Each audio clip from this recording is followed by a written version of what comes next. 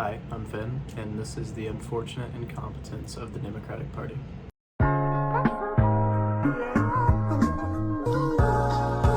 I feel safe in assuming that most everyone in this room voted blue in the last election, and a lot of us were excited for our voices to finally be heard after watching the world we knew be burnt to the ground. I'm sure a lot of us thought things were going to change, and as we glance around the world around us, we are met with the same fate we once were and are met with disappointment. I'm sure many of us thought things were going to get better for the women in our lives, better for the people of color in our lives, and better for the LGBTQ people in our lives, yet when we look around, we are met with a grim sight.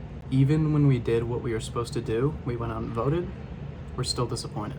This is due to the unfortunate incompetence of the Democratic Party, and the only way to fix this is to hold our politicians accountable, hold our media accountable, and usher in a new wave of politicians. It is a very real possibility that there is a near future where a woman's bodily autonomy is not protected by any form of government.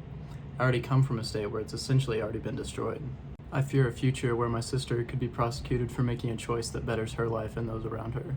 So I asked my sister how she felt about this whole situation, and she said, "It's sad because I love Texas and I love the South and it's my home, but I feel like I have to get out even though I love it."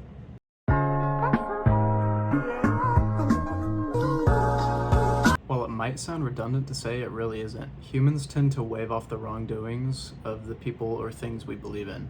This is actually called confirmation bias, and we've talked heavily about it in this class. We can read about confirmation bias in Colbert's Why Facts Don't Change Our Minds, where she states, "Once formed, the researchers observed dryly, impressions are remarkably perseverant. And, even when their beliefs have been totally refuted, people fail to make appropriate revisions in those beliefs." From this article, we can gather that even when people are presented with information that backs up their way of thinking or disproves it, they will willfully ignore it in order to continue to believe what they already believe in, because it's just the easier thing to do. In a lot of ways, this carries over to the way of thinking around politicians. It's very easy to ignore the wrongdoings of the person you spent a valuable vote on, because it means you didn't waste it. However, the only way politicians will change is if their own supporters say, "Hey, that wasn't cool, don't do that again." Politicians are really used to getting just berated by the opposing party. However, the real time we'll see change is when their own supporters start criticizing them. Politicians have to be people pleasers. They have to support the people that got them into the office in the first place. So, write letters, write emails, and even if it sounds silly, take to Twitter to voice your opinion about your local politician to them.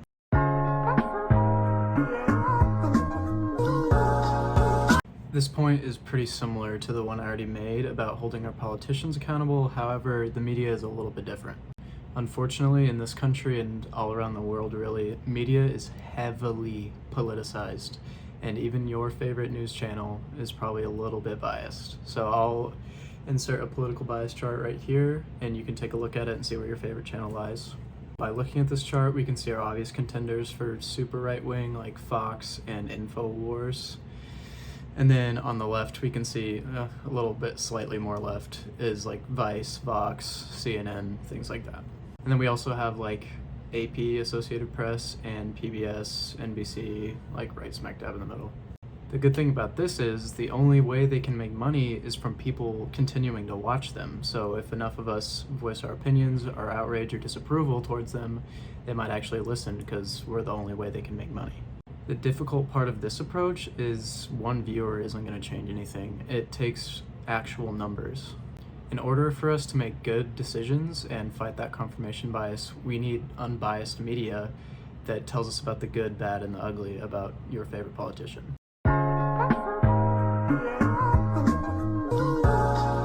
I'm not sure if you've noticed, but our politicians are really old, like Gettysburg Address old. I think it's fair to say that Gen X, Millennials, and Gen Z would like some politicians that are closer to our age.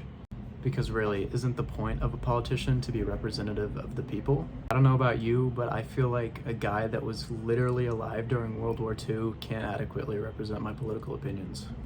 times change. That's just what they do. And as much as I like geezers like Bernie Sanders, I think it's time for a new wave of politicians. The silent generation and baby boomers only make up about 27% of the US population, while Gen X, millennials, and Gen Z make up about 62% of the US population. So, I think it's fair to demand actual representation in our political system, because isn't that one of the principles our country was founded on? So, during the next election cycle, consider the younger candidates, give them a shot, hear them out.